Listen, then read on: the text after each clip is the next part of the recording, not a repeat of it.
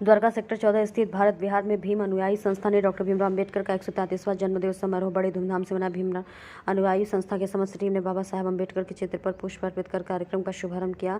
संस्था के अध्यक्ष कमलेश गौतम ने कहा कि डॉक्टर भीमराव अम्बेडकर ने भारत का संविधान लिखा और दलितों के मसीहा थे। हमें उनके जीवनी से प्रेरणा लेकर जीवन में आगे बढ़ना चाहिए। युवाओं को नशे से दूर रहकर शिक्षा की ओर प्रेरित करना चाहिए।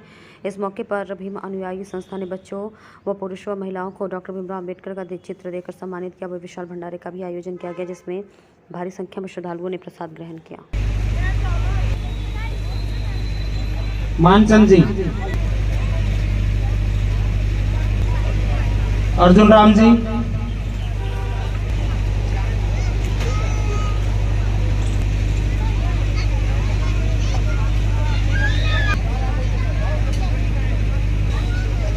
परमहंस जी,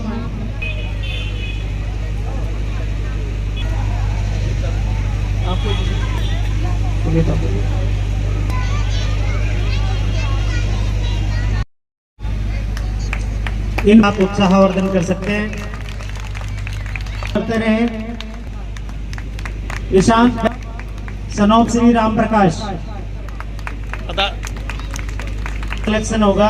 युवराज एसओएससी से तैयारी कर रही है। निशा कुमारी अभी शुरुआत है, आगे आप कि शाम को अपने घरों की छत पर अवश्य हमें प्रवेश सनोप बजल्ला तो फैसले भी हमारे।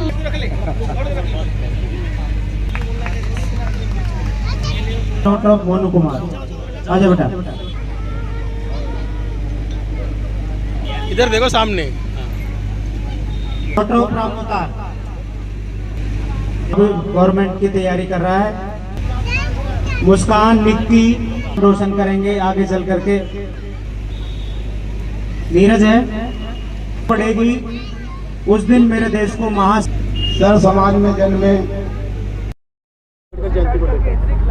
जिस तरीके से भारत में नहीं पूरे बल्कि विश्व में बाबा साहब की 133वीं जयंती बड़ी धूमधाम से मनाई जा रही है, जिसका यह संदेश जा रहा है कि आज जितने भी मनुवादी वो घबराए हुए हैं इंडिया में कि इस तरीके से जो बाबा साहब के मानने वाले जो उनके अनुयायी आज निरंतर इनका कारवां आगे बढ़ता जा रहा है। और जिस दिन यह इस देश की हुकूमत को अपने हाथों में ले लेंगे तो उस दिन जिस देश से हम आए हैं वहाँ भेजने का काम कर देंगे। इस बात से उनको डर लग रहा होगा। या मेरी बात अगर उनके कानों तक जा रही होगी तो वह जरूर घबरा रहे होंगे। यह बहुजनों की आवाज़ आज हर गरीब मजलूम की आवाज़ बन करके उभरेगा। और एक दिन जिस दिन इस देश में हमारे बहुजनों का राज होगा उस दिन हमारे देश में हमारी शासन व्यवस्था, हमारा सब कुछ साम्राज्य होगा। तख्त बदल दो, ताज बदल दो और बेईमानों का राज बदल दो, तब हमारा देश बहुजनों का देश होगा, हमारा देश होगा, बाबा साहब का देश होगा।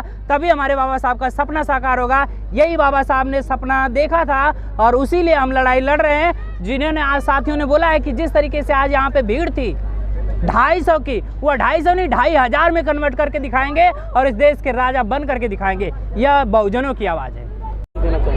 मैं संदेश ये देना चाहता हूँ कि बाबा साहब की जयंती को मनाने के लिए पूरा देश इस जयंती को मनाता है। और बाबा साहब ने जो संविधान बनाया था, वो संविधान जो लागू किया था वो समाज के लिए, हर व्यक्ति के लिए है, किसी की कोई जाति धर्म के नाम पर नहीं ये बनाया गया था। और बाबा साहब ने जितना किया है वो अच्छा ही अच्छा किया है। हमारे देश में आज जो सरकारें बनती हैं वो बाबा साहब के संविधान को ख़त्म करने की बात करती हैं। बाबा साहब ने तो ऐसा किसी के साथ बुरा अन्याय किया ही नहीं है और लोगों को भूखे को रोटी देने का काम किया, प्यासे को पानी देने का काम किया है। और यही उनके विचारधारा थे। उन्होंने एक ही बात कही थी कि जो राजा है वो राजा के बेटा राजा ही बनते थे और राजाओं से काम नहीं चलने वाला। जनता को वोट डालने का अधिकार मिलेगा तो कम से कम अपना राजा बनाने की तैयारी करेंगे। अब अम्बेडकर जयंती के विषय में ये कहना चाहेंगे, हम इसको इसलिए मना रहे हैं ताकि उनकी जो विचारधारा है वो आगे बढ़े।